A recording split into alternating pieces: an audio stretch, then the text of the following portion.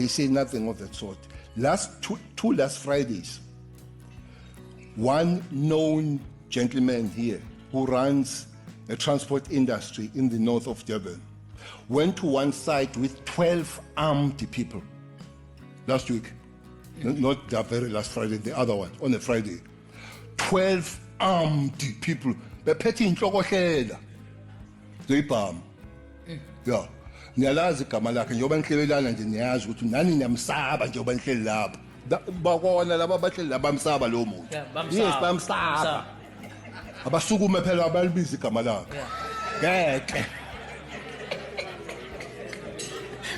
Ukudifferentiate between ama-fake news. Kodwa siyayibona le fear esifakwe ebantwini singenze lutho. Singaze senze lutho nje. Ningakanyakazi. Asikaze senze lutho nje. Salwa leyo mpi kaGcaba eyayisuke ngo-96 senze ipeace wayekhona uNdebele nabanye abaholi sayidriver yaphela.